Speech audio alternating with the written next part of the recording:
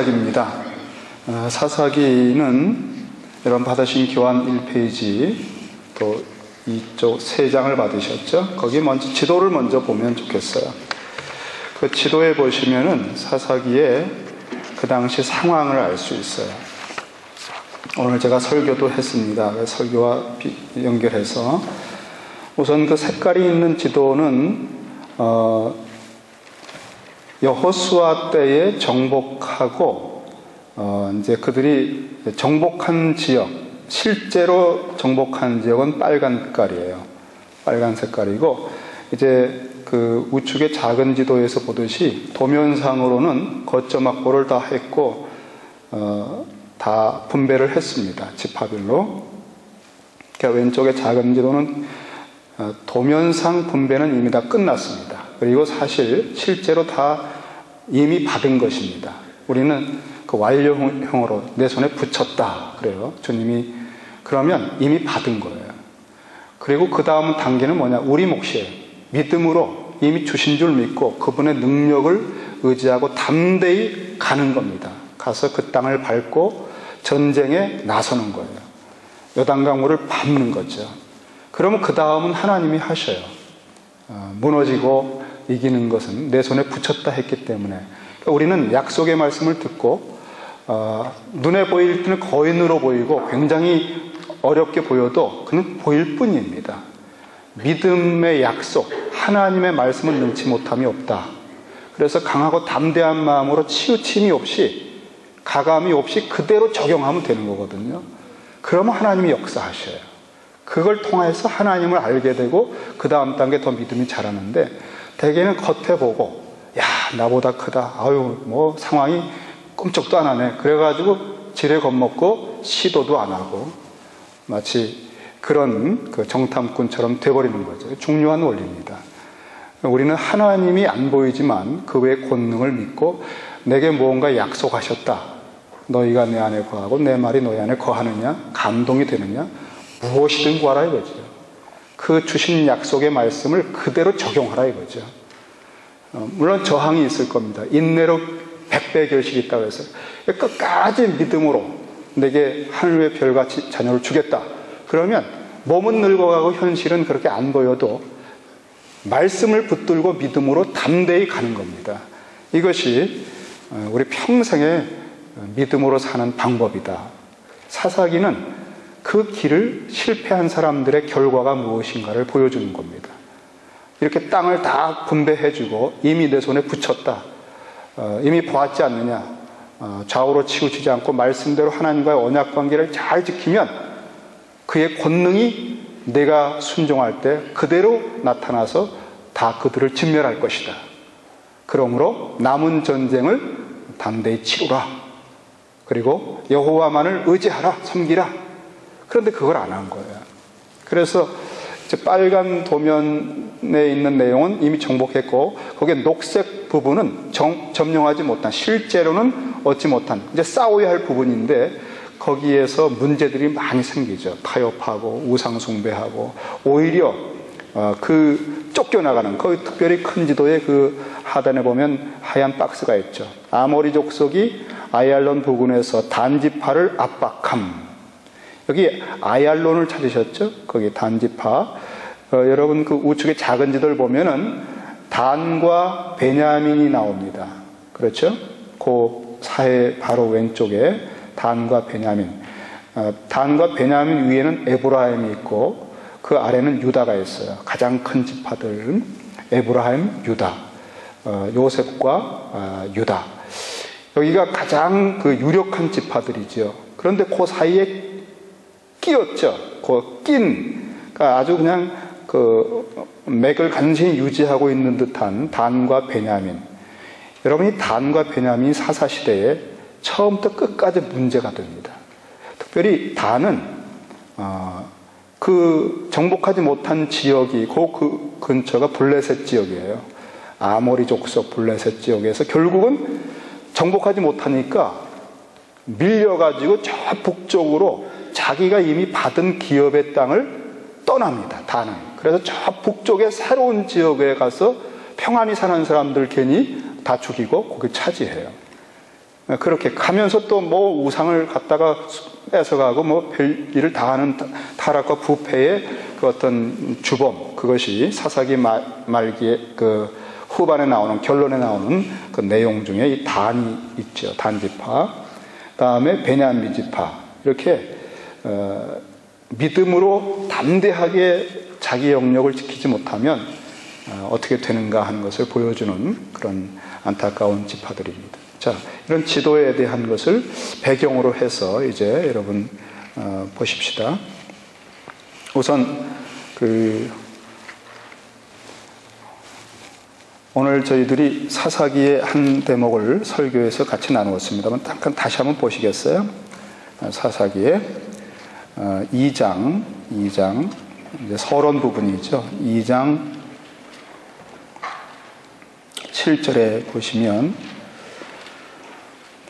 6절부터 여호수아가 백성을 보내매 하는 것은 이제 각각 기업에 분배받은 기업의 땅으로 가라, 정복해라 하는 것이죠. 근데 7절 이하에 그 세대의 차이가 나타납니다. 여호수아가 사는 날 동안 괜찮았어요. 다음에 여호수아와 함께 이스라엘을 위해서 하나님이 행하신 모든 큰 전쟁의 역사, 그 승리의 역사를 본 사람들, 장로들까지 세대에도 이제 하나님을, 여호와를 섬기게 되었습니다. 그런데 그들이 다 임종하고 떠난 다음에 새로운 세대, 어린 세대는 어떻게 됐는가?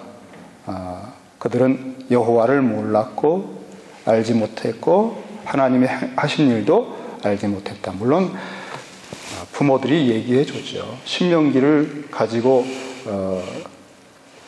가나안 땅을 들어온 여호수아와 그 장로들이, 부모 세대가 왜 가르치지 않았겠어요. 그런데 막상 직면하고 있는 정복 전쟁, 그 일이 바빴을 겁니다.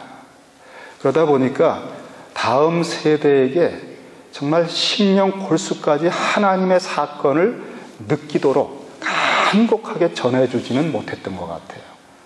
그러니까 부모들이 신앙 좋고 하나님이 함께 하시고 예배 드릴 수 있고 하니까 이 자녀들이야 그 속의 품에서 그저 놓은 거죠. 그런데 다 믿음 좋은 줄 알았는데 부모들이 떠나고 나니까, 1세대, 2세대가 다 떠나고 나니까 덩그러니 남은 이 어린 세대들은 이 현실의 이 가나안의 그 세력을 감당할 수가 없었다는 거죠. 그 당시 기록을 제가 잠깐 어디서 찾아보니까 그 당시 그 우상 숭배하는 세력들이 얼마나 강력했는가 하는 것을 제가 잠깐 어느 자료를 보니까요. 성경에 묘사하는 가나안 족속의 타락상은 1929년부터 시리아 지중해 연안 지역 라스 샤무라에서 발굴되기 시작했는데, 그 고대 유가렛 도시국가의 종교 문헌들을 통해서 보니까요, 그 당시 가나안 족속들의 풍속이 아주 적나라하게 이제 세상에 공개가 됐어요. 그 신전, 그들의 우상 숭배하는 바알신, 아세라신, 그런 신전의 그 제사법이 그 창기들을 동원해서 창기들과 성적 행위를 하는 것이 그 제사법이에요. 그래서 그것이 신에게 드리는 예배입니다, 여러분. 그것을 보고 바알신과 아세라신이 자극받아가지고 여러 가지 복을 준다는 거예요. 그래서 그것이 다산과 풍요를 기원한다는 그 바알신 숭배 종교, 그게 가나안 족속의 모든 생활에 아주 깊이 배어 있는 겁니다. 정말 그 족속들은 진멸해야 됩니다. 그건 어떻게 그 인간적인 어떤 게 그 죄악이 너무나 관영해서 하나님의 심판에서 뿌리를 뽑아야 되는데, 이 어린 세대가 여호와의 권능과 임재와 그거를 이제 부모 세대에서 물려받지 못했고 마음에 와닿지 않고 현실에 전쟁하는 건 힘들고, 그 신전 창기들과 함께 그 바알신, 아세라신들이 농경 문화권에서는 오랫동안 전승해 왔고 굉장히 그렇게 좋게 보인단 말이에요. 그러니까 여지없이 무너져 갔어요. 타협하고. 이게 사람들이 어떻게 그러냐, 여호수아로부터 장로들까지 어떻게 이런 못된 사람들이 있나 하지만, 여러분 당시 그 현장에 가보세요. 그 입장이 되면은 여러분이 비즈니스 현장에서 그 교회에 무슨 그 문제가 있을 때 우리가 어떻습니까? 우리도 여지없이 믿음이 다 깨져버리잖아요. 실망하고 낙심하고. 네, 우리가 이 세상이 에덴 동산에서 아무리 환경이 좋아도 마귀가 살짝 하는 그 한마디가 얼마나 달콤하게 들립니까? 정말 사람 뒤흔들어 놓지 않습니까? 이 시험이나 테스트라고 하는 것, 이런 것들이 만만한 게 아니란 얘기죠. 그래서 이렇게 제3세대, 4세대 어린 신앙이 말씀에 깊은 뿌리가 안 내리고 하나님의 행하신 그 위대한 일을 간증으로만 들었지, 부모님들이 그랬다더라 하는 얘기를 들었지, 그게 체험이 안 된 사람들, 그리고 세겜이나 모압이나 시내산에서 직접 언약 맺는 언약 예식의 그 깊은 감동을 체험하지 못했던 이 사람들이 어떻게 자기를 지킵니까? 무너져 나가는 거죠. 사실 이 어린 신앙이 있는 분들도 그들이 자기를 지킬 수 있는 유일한 길은 신앙이 좋은 그 선배가 지켜줄 때 가능해요. 선배가 지켜줄 때. 그래서 교회 처음 오면 딱 붙어서 멘토가 돼주잖아요. 그럴 때만 지킬 수 있잖아요. 그런데 이런 주변에 좋은 신앙인들도 없지. 이제 다 떠났지. 그러니까 뭐 예를 들어서 정말 어린 몇 살짜리 아이가 어떻게 이 세상을 이겨나갈 수 있고 전쟁할 수 있겠습니까? 그 마음이나 심신이 그 늪으로 완전히 동화되고 타협하고 타락하게 되는 그런 사사시대. 그걸 보면 이 사사시대는 우리에게 끊임없이 여호수아가 살아있는 동안에, 그리고 장로들이 살아있는 동안에, 다음에 부분적으로 사사들이 그 있는 동안에는 지켜져요. 그러니까 왕이라고 하는 이 여호수아와 같은 그 장로와 같은 하나님의 세계를, 이 구속사에 하나님의 행하신 일을 전체를 창세부터 계시록까지 하나님의 행하신 일을 끊임없이 연구하고 묵상하고 그다음에 그것을 삶에 적용하면서 성령의 기름 부음 가운데, 사사들이 성령의 기름 부음을 받잖아요. 성령이 임하면 나서잖아요. 그 가운데서 그 하나님이 하신 일들을 설교로, 강의로, 또 사역으로 계속 상기시켜주는 리더십이 얼마나 중요한가를 보여주는 거예요. 왕이 없으므로 다 제 속에는 오른 대로 하는. 이 왕은 누구냐? 하나님의 말씀의 세계를 끊임없이 드나들면서 만군의 여호와 성령과 교통하면서 그 사역으로 이제 하나님의 임재의식을 끊임없이 일으켜주는 사람들이 계속 있어야 된다는 얘기예요, 여러분. 저는 이 사사기를 이번에 연구하고 묵상하면서 정말 교회가 후원하고 교회가 키워야 되는 것은 사람이구나, 그걸 알았어요. 아주 괜찮은, 시대를 바꿀 만한 그런 어떤 사상을 가진, 성경의 깊은 곳을 드나들고 성령 안에 있는 그런 사람들을, 신학교에 있는 사람들 중에서 또 선교지든 가능성 있는 사람들, 사람을 키워야 돼요. 사람을. 그런 사람들이 버티고 있을 동안에는 예배가 됩니다. 그리고 양육이 됩니다. 그런 사람들 떠나보세요. 순식간에 무너집니다. 한국 교회사 보세요. 어떤 교회요? 정말 죄송한 말씀이에요. 무슨 큰 교회들이요? 그 목사님 있을 때 그 교회예요. 그 목사님 이제 은퇴 딱 하고 나서 분란 막 생기고 다음에 수습되잖아요. 예전에 그 교회 아닙니다. 하나님께서 사람을 통해 역사하는 것이, 이 지도자가 얼마나 중요한가. 순장, 예비 순장 결정적입니다. 무슨 프로그램으로 하는 게 아니구나. 그분이 있어야 거기가 된다. 그런 그 사람을 키우는 거, 그런 것이 얼마나 중요한가. 그리고 그 사람 속에 말씀이 총체적으로 있는 그 사람을 만들어야 돼. 그래서 성령과 교통하는 사람, 기본기가 충실한 사람, 그게 유일한 방법이다 하는 것을 이번에 아주 절실하게 마음에 느끼게 됐어요. 여러분, 그 첫 1페이지의 그 도표가 1세대, 2세대, 3세대. 그러니까 사사가 죽고 난 다음엔 더 악화가 돼요. 우상숭배로. 여호와를 섬겼다가 그 다음 세대는 알지 못하고 그 다음에는 잠깐 사사에게 지탱했다가 사사가 죽으면 더 악화되고 늪으로 빠져가는 그런 사사시대의 비극입니다. 자, 사사시대 전체 구도는요, 우리가 구도를 알면 보이는데, 구도는 두 개의 서론과 그다음에 사사들의 모든 사역이 나오고요. 그 다음에는 마지막 두 개의 결론으로 마무리됩니다. 이렇게 전체 구도가 선명해요. 아주 선명하게 두 개의 서론, 그다음에 본론, 마지막 두 개의 결론입니다. 두 개의 서론은 1장 1절에서 2장 5절이 첫 번째 서론이에요. 다음에 두 번째 서론은 2장 6절에서 3장 6절까지예요. 이 두 개의 서론이 여호수아가 죽은 후에라는 같은 말로 내용이 이제 따라옵니다. 그런데 첫 번째 서론에서의 핵심적인 내용은 이스라엘이 여호수아가 부탁했던 두 가지, 여호수아 23장 고별 설교에서, 그리고 여호수아 24장 세겜의 언약에서 두 가지를 부탁했어요. 23장에서는 남은 가나안 족속을 다 정복하라는 거예요. 이미 너희들에게 주었다. 담대하게 적용하라. 이미 준 거다. 이긴 싸움이다. 하는 건데 1장을 읽어보시면 그들이 정복하지 못했다는 내용이 계속 반복됩니다. 예를 들어서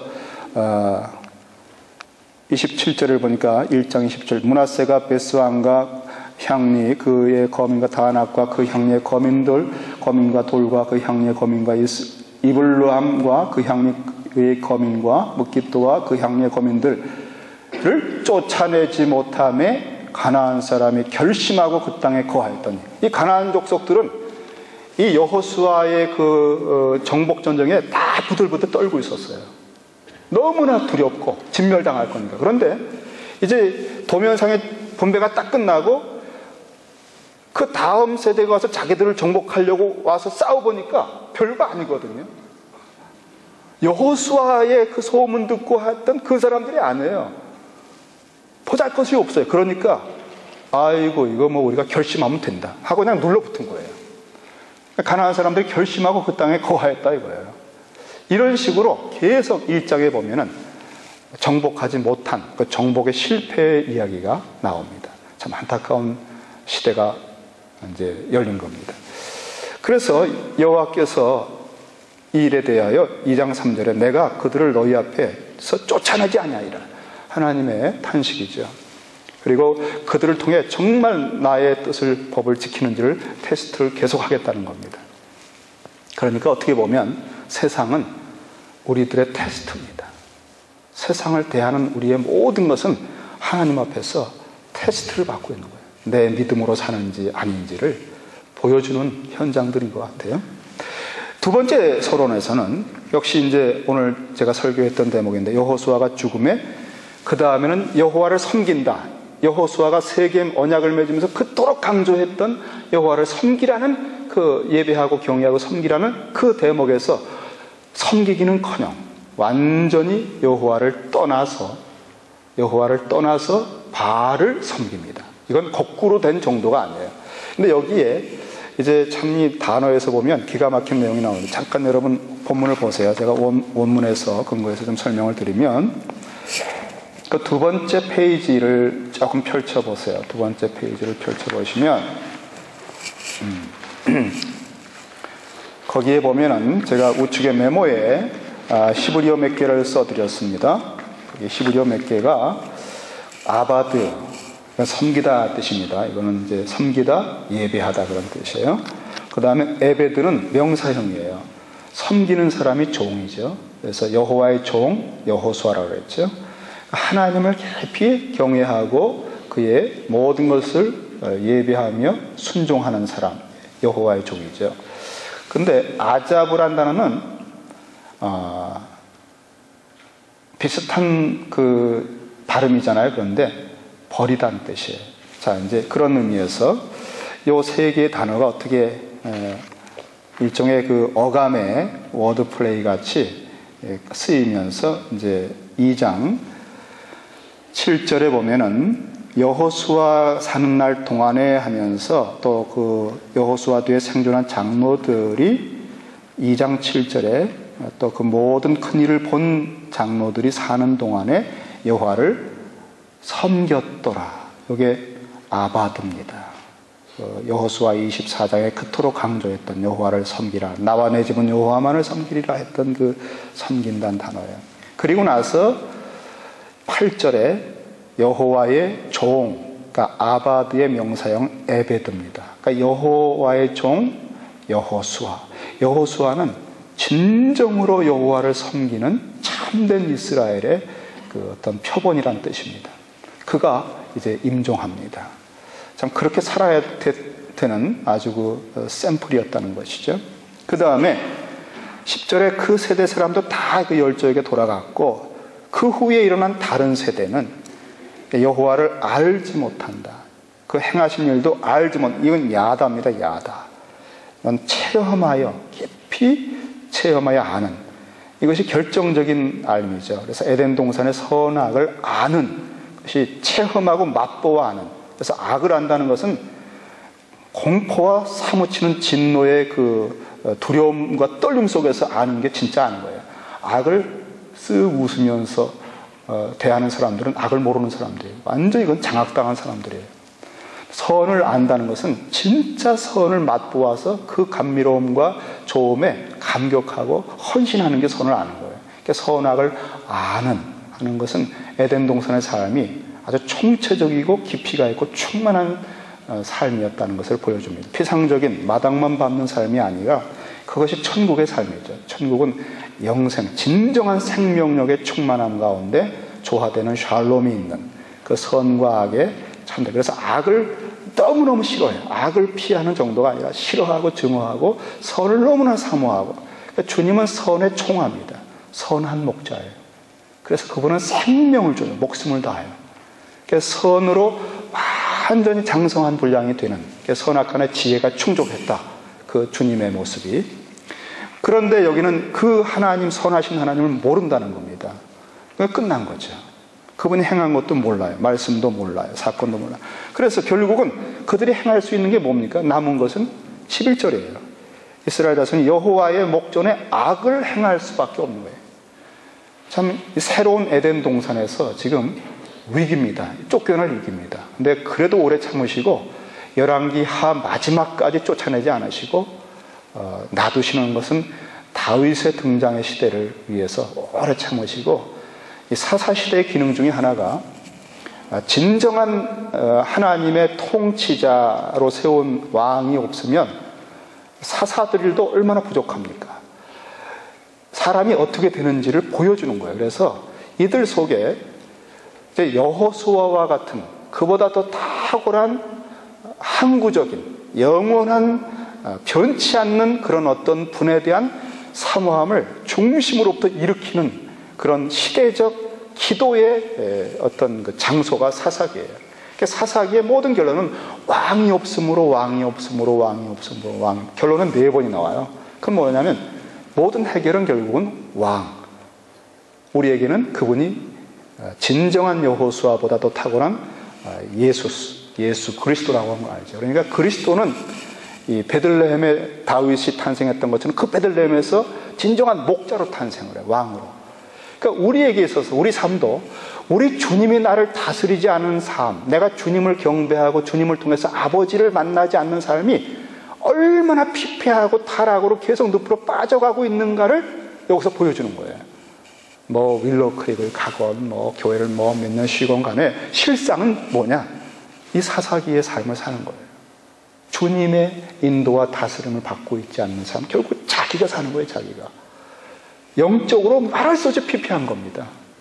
겉은 멀쩡하지요. 사실 사사시대 사람들 만나보세요. 막 쌩쌩하지요. 왜? 고집도 강하고 뭐 그냥 뭐 혈기가 있고 그러니까 살아있는 것 같지만 영적으로는 만신창이라 이거지. 우리가 이렇게 제가 이 사사기를 보면서 정말 성경은 성경이다. 아주 인간을 뿌리채 완전히 뒤집어서 보여주시는구나. 그런 걸 느끼는 그런 참 괴로웠던, 이번에 한 주간 너무 괴로웠어요. 사사기 연구하면서. 갑자기 막 인간들이 싫어지고 막 어떤 제가 위기를 당했어요. 목회하기 싫어지고 해도 소용없고 뭐. 오늘 제가 여러분에게도 좀 심한 말을 했지만은 여러분은 안 그래요. 여러분은 그런 분이 아니에요. 하여간 책에 그런 것이 왔었어요. 근데 이제 그걸 극복했다는 내용이죠.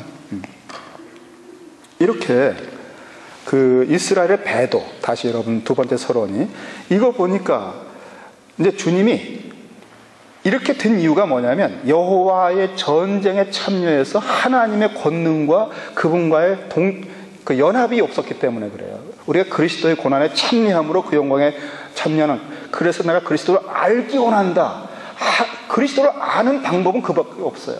뭐 책 읽어서 되는 게 아니라, 바로 그래서 3장 1절에 보면은 여호와께서 가나안 전쟁을 알지 못한 이스라엘을 시험하려 하시며 이스라엘 자손의 세대 중에 아직 전쟁을 알지 못하는 자에게 그것을 가르쳐 알게 하려 남겨두신 열국이라고 그랬어요. 그러면서 블레셋, 다섯 방배, 가나안 모든 사람, 시돈 사람, 제가 이걸 3절을 읽으면서 요 조목조목 구체적으로 쓴 걸 보니까 전쟁도 다양하게 시켜주시는구나. 이런 사람하고의 갈등을 사랑으로 이렇게 극복하고 선으로 악을 이기는 거 아니에요. 그 다음에는 인내의 시험을 만나는 그 훈련시키는 사람이 또 있어요. 종류가 달라요, 사람마다. 어떤 사람 아주 그냥 어떤 성질 돋구는 사람 있잖아요. 그분 만나면 이제 혈기를 다스리는 훈련. 블레셋, 이 블레셋에서는 골리앗이 나오지 않습니까? 밤낮 거기 눌려가지고 떨고 살았잖아요. 그러니까 이 전쟁의 다양한 측면들을 여호와의 전쟁, 하나님을 신뢰하고 믿을 때만 이길 수 있는 그 선으로 악을 이기는 그 훈련용으로 이렇게 아주 구체적으로 조목조목 있는 것을 그런 느낌을 받으면서 정말 모세로 그들의 열조에게 명하신 명령들을 청종하나 알고자 하셨더라. 하나님도 우리를 야다, 진짜 알기 원하셔요. 우리가 누군지 정말 알기 원하셔요. 피차간에 깊은 알매 언약 관계로 회복되길 원하는 거예요. 피상적으로 대충 알고 믿는 거 원치 않으셔요. 정말 전쟁의 산전수전 겪으면서 피 튀기며 정말 생사를 가름하는 전쟁의 마당에서 하나님이 함께 이기고 그 어려운 난제가 극복되면서 기도 응답이 되는구나 하는 감격 속에서 하나님을 알아가는, 피차간에 하나님과 교통함이 되는 이런 것을 위해서 세상은 여러분 이렇게 힘든가 봐요. 아마 우리를 위하여 세상은 다양한 이런 계곡과 산맥과 장애물들을 갖추고 있는 것 같아요. 세상은 스스로도 몰라요. 왜 자기가 이렇게 고집스러운지를. 근데 우리를 위하여 우리가 이 전쟁을 선으로 악을 이기는 싸움들을 해가면서 우리 내면의 깊은 마음의 땅, 사실 여러분 사역하는 것도 좋지만 예루살렘에서 땅끝까지 선교사님들 나가서 죄송한 말씀이지만 가서 싸움들 많이 합니다. 부부 싸움도 많이 하고요. 교단끼리 싸우고 막 그래요. 열방을 정복한다고 하기 전에 이미 자기가 무너지는 거예요.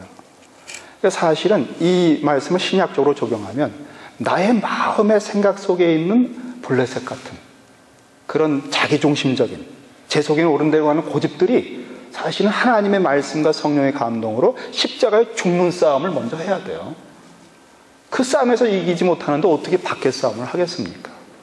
그래서 제가 이 준비하면서 문득 그 바울이 그 했던 고백이 떠올랐었어요. 그가 고린도전서 10장 27절에 보니까 내가 말씀을 전한 후에 버림이 될까 두렵다는 거예요.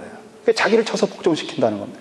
뭐 사역이야 열심히 하죠. 그 사람만큼 사역하는 분이 어디 있어요. 선교사로 무슨 집회로 뭐 귀신도 쫓고. 그러나 그건 은사기 때문에 나타나지만 그거 가지고 뭐 그냥 불려다니고 전화가 오고 뭐 대우받고 그러다가 망합니다. 여러분. 그러다가 내가 버림받을까 봐 두렵도다. 그래서 자기를 쳐서 복종시킨다는 거예요. 그러니까 이 안의 싸움에서 실패하면 다 실패한 겁니다. 여러분. 이런 여호수아의 싸움을 보니까 내 마음의 땅끝, 저 심령 혼관과 골수의 깊은 곳까지 그리스도의 십자가와 보혈에 회복되지 않으면 늘 그 응어리가, 그 섭섭한 마음들이, 그 고집들이, 그 자기중심적인 것이 문득문득 나타나서 잘 되는 사역을 그냥 또 망치고 또 한순간에 또 수치를 당하고 그러지 않습니까? 그래서 이런 그 적용은 신약적으로는 이렇게 우리 마음의 깊은 곳에 있는 것이 그리스도 안에서 십자가에 죽는 그 싸움이 중요하다.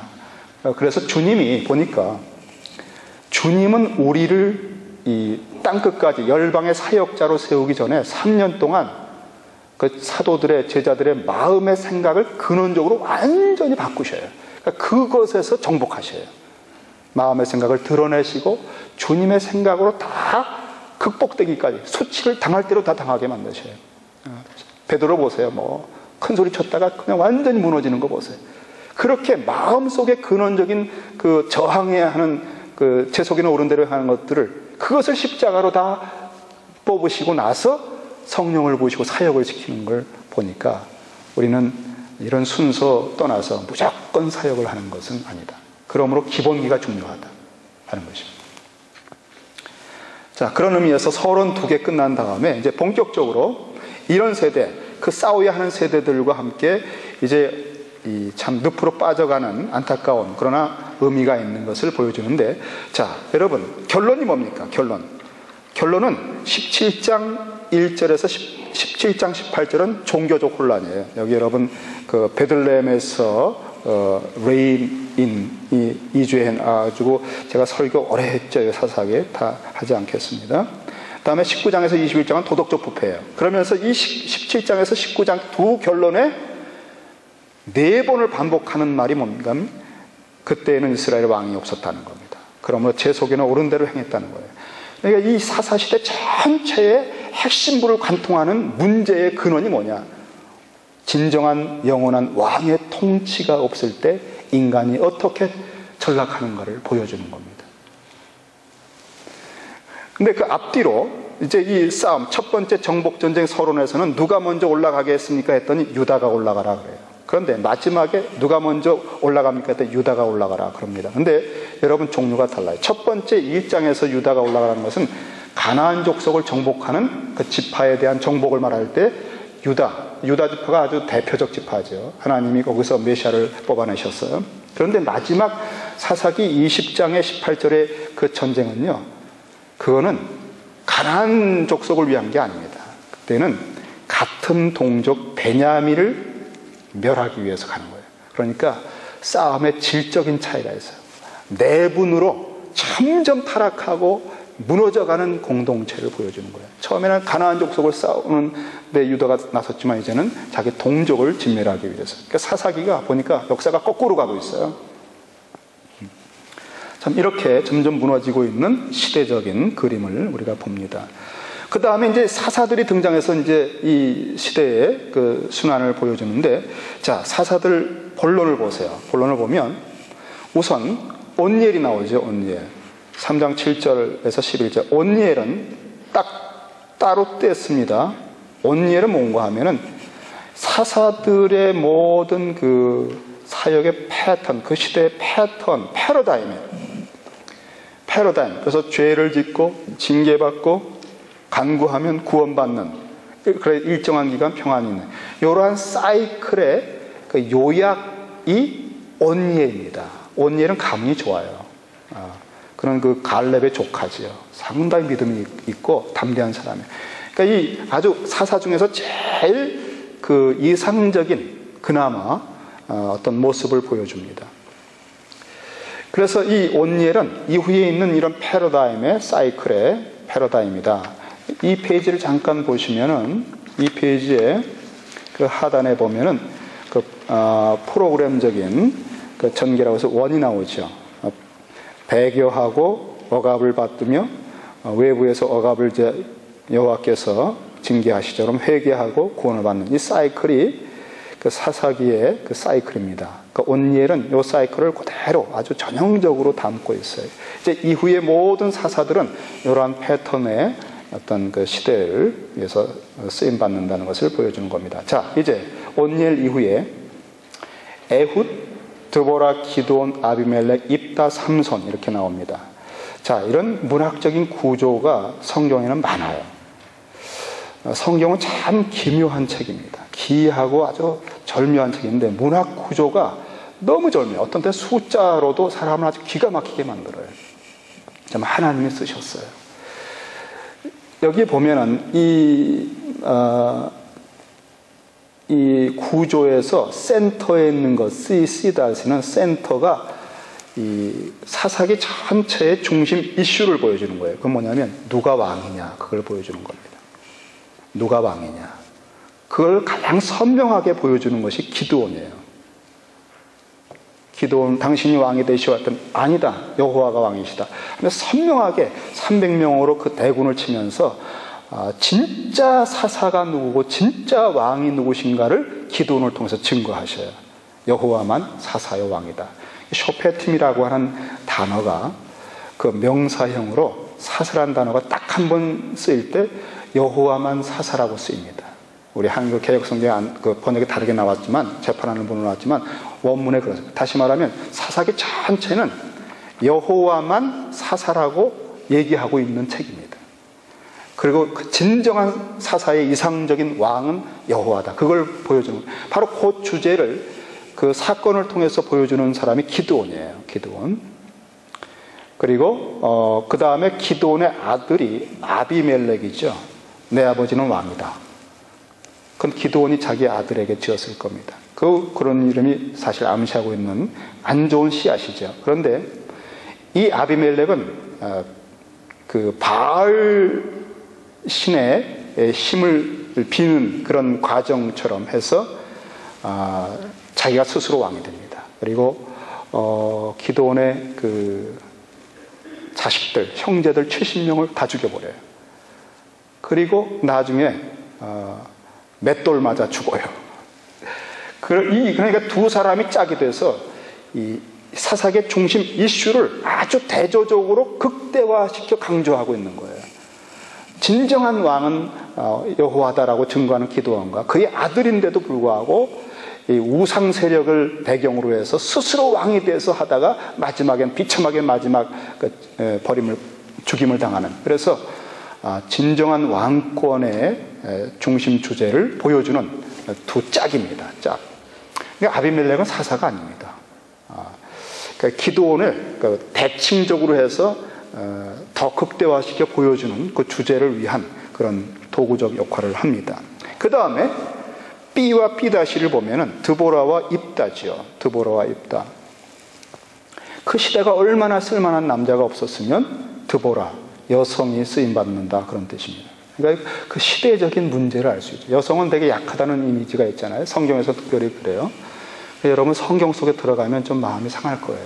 여성들은. 여성들이 성경에서는 숫자도 세질 않고 막 그래요. 5,000명 먹었다, 여자도 먹었습니다. 네, 숫자를 세질 않습니다. 자, 그 얘기에 또 너무 많은 질문을 하지 마시고 성경의 이미지에서, 그러나 이런 건 있어요.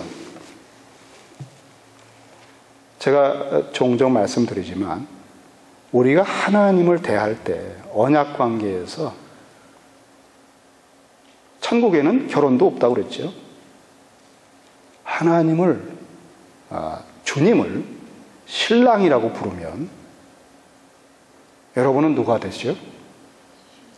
언약관계의 대칭 짝은 신부입니다. 주님을 신랑이라고 부를 때는요, 남자든 여자든 상관없어요. 신부가 되는 거예요. 이해가 되시죠? 그래서 교회라고 하는, 에클레시아라고 하는 것은, 교회는 그리스도의 신부예요. 교회에 속한 사람들은 남성, 여성 상관없이 다 신부입니다. 신부로서 기름을 준비하는 겁니다. 우리 남성들도 주님을 신랑으로 딱 바라볼 때는 나긋하게 신부의 영성으로, 그 다음에 하나님을 아버지, 아빠, 아버지 이렇게 아들의 영이 오셔서 부르짖게 하시잖아요. 그때는요, 남녀 상관없어요. 아들의 입장으로 아버지를 부르는 거예요. 나는 딸인데 그러지 마세요. 자, 그 당시의 문맥에서 여성은 약한 존재인데 워낙 남자들이 쓸만한 사람이 없으니까 구원자로 사사를 썼다. 그런데 입다는, 그 대칭되는 입다는 정상적인 사람들이 다 쓸만한 사람이 없어. 그러니까 불황자를 쓴 겁니다. 아주 깡패 우두머리거든요. 그 첩의자식으로 쫓겨나서 소외당한 이런 사람들밖에 없을 만큼 그 시대의 문제를 보여주는 거죠. 또 한 가지는 에훗과 삼손인데, 이 에훗은 오른손잡이가 아니에요. 왼손잡이입니다. 그리고 혼자서 고독한 영웅이에요. 동쪽의 원수 모압을 치고, 다음에 삼손도 여기도 혼자서 람보입니다. 람보. 여기 삼손 혼자 뜁니다. 여기는 블레셋 서쪽 원수를 치는, 참 아주 이렇게 짝을 대서 정상적인 인간이 없어요. 다 그냥 그래요. 하나님께서 그 시대에 참 특이한 그 사람을 뽑으신 거예요. 시대적으로 오직 하나님만 사사고, 그 타락한 시대에 물든 인생들이잖아요. 그 사사시대라고 하는 시대정신에 깊이 착색되고 물들어 있는 이 연약한 인생들. 기도원도 얼마나 열등감이 많습니까? 두려움이 많습니다. 나 같은 게 무슨 그걸 합니까 하면서 뭐 몇 번이나 하나님께 임재하시는 거 테스트를 하잖아요. 양털 놓고 그런데 이런 연약한 인생들, 다음에 삼손은 어떤지 여러분 아시죠?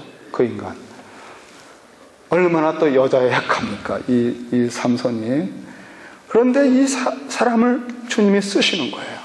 쓰셔요. 우리가 이런 그 사사기의 구도를 통해서 하나님만 사사다, 진정한 의미에, 그리고 그 시대를 향한 긍휼이다, 쓸만한 사람 아니었는데 하나님이 쓰셔서 그때마다 그나마 긍휼히 여기셨다 하는 것과, 또 한 가지는 우리가 이 배경에서 보는 것은, 여러분 두 번째 페이지를 보세요. 이 사사들이 등장하는 배경은 언제나 그 아주 반복적인 그런 전형적인 말투로 등장합니다. 그러니까 A, B, C, D 사사들의 모습인데, 이스라엘 자손이 악을 행했다, 여호와 앞에서 목전에서. 바로 이 표현이 사사들이 등장하는 배경이에요. 그 표현이 계속 반복되죠. 사사들 등장할 때마다 반복돼요. 그러니까 악에서 악으로 계속 빠져들고 있는 시대를 말합니다. 근데 여기 온니엘이라고 하는 전형적인 그 패러다임과 같은 사사의 스토리에서 시작되는 그 본문을 직접 한번 보셔야 돼요. 3장 7절을 한번 보시죠. 3장 7절에 이스라엘 자손이 여호와의 목전에 악을 행하여, 자, 악을 행하여, 그 악은 무엇인가 했더니 자기들의 하나님 여호와를 잊어버리고 바알들과 아세라들을 섬긴지라. 여호와를 아바드 섬겨야 되는데 완전히 우상을 섬기는 겁니다. 아바드의 대상을 바꾼 거예요.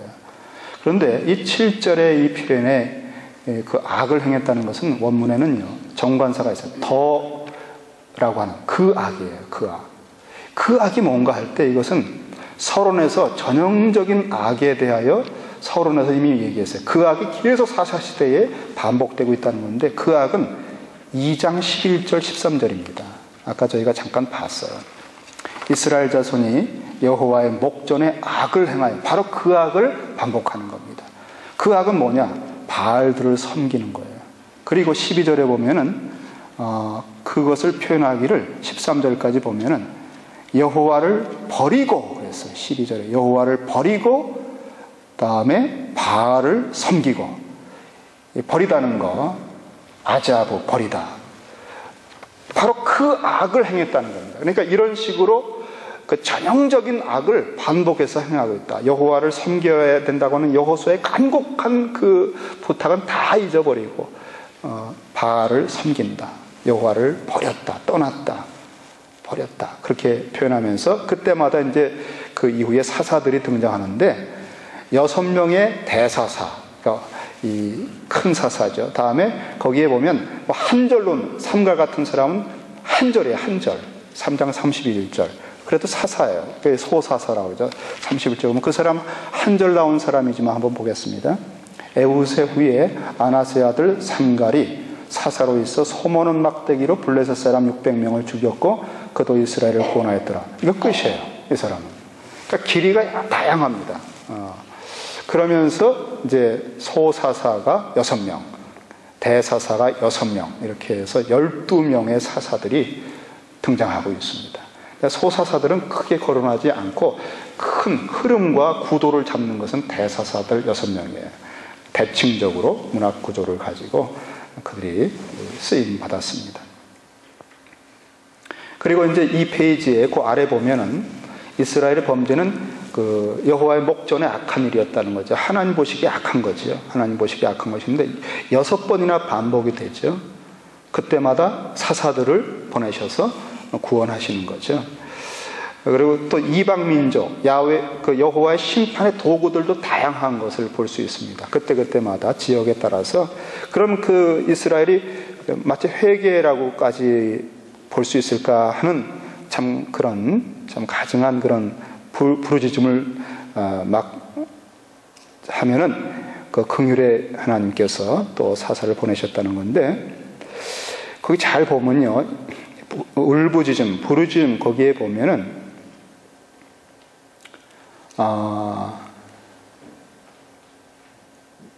맨 아래 보면은 삼손의 경우에 그 시대에는 부르짖음 자체가 없어요. 그렇죠? 그리고 이 부르짖음의 문맥을 잘 보면은 온니엘, 에훗, 드보라 이렇게 초반에 있는 사사들 시대에는 그 사사들을 주시기 전에 부르짖잖아요. 고통스러워. 그럼 즉각적으로 사사를 통해 구원하셔요.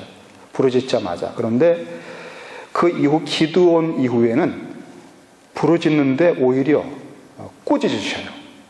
그리고 입다에서는 부르짖지만 기드온 때 꾸짖는 것보다 더 아주 준엄하게 책망하셔요. 그러니까 점점 더 사람들이 악해진다는 거예요. 하나님의 긍휼도 한계가 있는 거죠. 정말 그 감당하기 어려운 사람들로 변해가고 있는 그런 모습들입니다. 그리고 마지막 삼손 시대에는 아예 부르짖지도 않아요. 이제 그냥 정말. 그리고 마지막 그 사사들이 살아있는 동안 40년간 평온했다는 여러 가지가 있지만 입다와 삼손 때에는 평안했다는 언급조차 없어요. 이 사사기의 후반에 갈수록 점점 늪으로 얼마나 깊이 타락하고 빠져가는가를 보여주는 겁니다. 주님과의 관계가 너무너무 악화되고 있는 것을 여기서 보여주죠.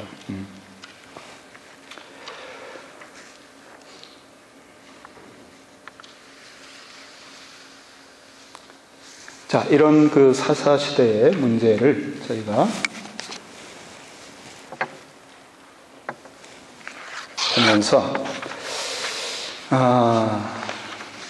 삼손만 조금 더 보겠습니다. 삼손. 여러분, 삼손의 사역을 보면 삼손은 그 사람을 좀 우리가 조금 주목해보면 사사시대의 그 사사들의 모습을 통해서 사사시대를 조금 더 느낄 수 있어요. 삼손을 본문으로 한번 보겠습니다. 14장, 사사기 14장 1절 이하를 한번 보시죠. 삼손이 이제 등장합니다.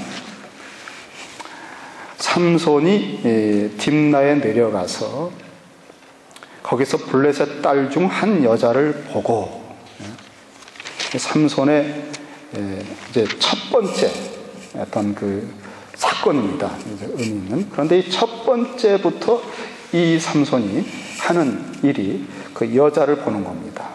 한 여자를 보고 이제 뭔가 느낀 게 있는가 봐요. 2절에 도로 올라와서 자기 부모에게 말하여 가로되 내가 딥나에서 블레셋 사람의 딸, 이방 여자잖아요. 블레셋 딸 중 한 여자를 보았사오니 이제 그를 취하여 내 아내를 삼게 하소서. 그러니까 여러분, 부모가 기겁을 했어요. 이방 여자를 우리 이스라엘 백성이 말도 안 된다. 부모가 그에게 이르되 내 형제 중들의 딸 중에서나 내 백성 중에 어찌 여자가 없어서 내가 할례받지 아니한 블레셋 사람에게 가서 아내를 취하려 하느냐. 이거 절대 금한 거 아니겠습니까? 여호수아가 그렇게 금한 거예요. 이방 여자들과 그 정복을 하고 진멸할지언정 하지 말아라, 관계를. 그런데 이 삼손은 사사인데 지금 이러고 있습니다. 그런데 이렇게 얘기해. 부모를 설득하기를 삼손이 아비에게 이르되 내가 그 여자를 좋아하오니 나를 위하여 그를 데려오소서. 다른 조건 없어요. 내가 좋다는데. 여기 내가 그 여자를 좋아하오니, 보고 자기 보기에 좋은 대로. 다음에 사사시대의 이 전형적인 표현이 제 소견에 옳은 대로 그렇게 나오죠. 여기에 내가 보기에 좋사하오니, 좋다는 말이 야사르라고 하는 단어를 썼어요. 야사르. 근데 보통 그 여인들이 내가 보기에 아름답다, 예쁘다 할 때 토업을 한다고 써요. 하나님 보시기에 토부했더라. 사람들이 보기에 토부했더라. 이게 그 홍수 사건 이전에 사람들이 자기 보기에 토부한 대로 여인들을 취합니다. 하나님을 떠나서. 하나님 보시기에 선한 세계를 떠난 거죠. 근데 여기는 그 단어가 아니라 야사르라고 하는 단어를 썼어요. 이거 왜 이렇게 썼을까? 이거는 의미가 있어요. 뭐냐면 이 야사르라는 단어는 사사기의 전형적인 문제의 심층을 표현하는 것이 왕이 없으므로 제 속에는 야사르하게 살았다는 거예요. 그 단어입니다. 다시 말하면 삼손은 사사시대의 정신을 그대로 가지고 전형적으로 살아가는 사람이란 뜻이에요. 제 속에는 옳은 대로 보고 느끼는 사람이에요. 이런 사람이 사사가 된 겁니다. 이게 그의 첫 번째 사역의 어떤 결정이었으니 그의 마음이 뭔지 알 수 있겠죠. 그는 정말 제 속에는 옳은 대로 사는 사람이에요. 그런데 우리가 13장에 여러분 삼손이 출생할 때 13장 1절 이하를 보세요. 이 사람은 보통 사람은 아니었어요.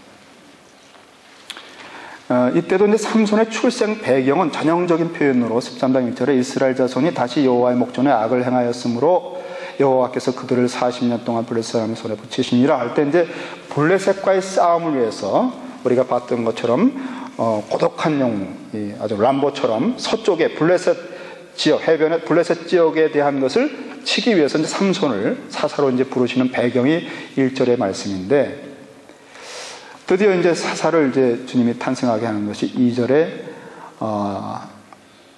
여호와의 사자가 그 여인에게 나타나서 네가 이제 아들을 낳을 것이다 하면서 4절에 보니까 이 아들이 특별하게 너는 삼가서 포도주와 독주를 마시지 말지며 무릇 부정한 것을 먹지 말지니라 하면서 삭도를 머리에 대지 말라고 5절에 태에서 나옴으로부터 하나님께 바치온 나실인이 되므라 그가 블레셋 사람의 손에서 이스라엘을 구원하기 시작하리라 그랬어요.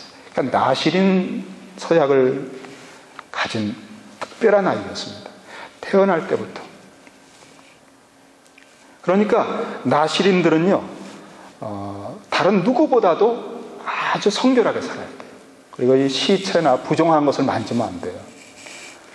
나실인 서약을 할 때 만약에 이 부정한 것들 그런 것들을 만지면 그 머리를 밀어야 돼요. 그리고 7일 동안 정결하게 된 다음에 머리를 밀고 그 서약이 무효가 되는 거죠. 다시 시작해야 돼요. 그리고 8일째는 그 비둘기 2마리로 속죄제와 번제를 드립니다. 그리고 그 다음에 1년 된 수양을 드리게 되어 있어요. 그게 이제 회복을 하고 다시 시작을 하는 그런 건데, 지금 삼손은 그런 거 없어요. 이방 여자하고 하는 관계라든가 다음에 죽은 시체, 사자에게서 꿀을 먹는 거, 뭐 거침이 없어요. 그리고 막 술 먹는 자리를 가고, 이 나실인이 말이죠. 아주 참 제 마음대로 삽니다. 그러니 이 사람이 하나님께 그 나실인 서약은 어떻게 하겠느냐. 그런데 여러분, 결국은 자기가 그 서약을 못 지키니까 하나님께서 무서운 방법으로 나실인의 그것을 정결케 하셔요. 그래서 드릴라에게 속아서 머리를 완전히 깎입니다. 그리고 2마리 비둘기를 좀 번제와 속죄를 드렸는데 비둘기가 2 눈알을 뽑혀가지고, 그 다음에 정말 1년 된 수양을 바쳐야 되는데 나중에 머리가 다시 자라요. 다시 회복이 되는 거거든요. 그 다음에 블레셋 사람들 다곤 신전에서 마지막 한 번만 내게 힘을 달라고 부르짖습니다. 그리고 자기 1년 된 수양이 아니라 자기를 제물로 받아요. 수양이 아니라 자기를 그대로 제물로 해서 그 기둥을 끌어안고 3,000명을 다 그냥 쓸어버려요. 이 사람이. 참 여러분도 그렇게 좀 이런 식으로 사역하기 원하십니까? 그 시대를 알 수 있죠. 참 험악한 시대였습니다. 사역자들도 험악한 시대를 살았고, 그래서 이러한 시대로부터 나오는 기도가 바로 한나의 기도입니다. 한나의 기도. 이건 아닙니다. 이거죠.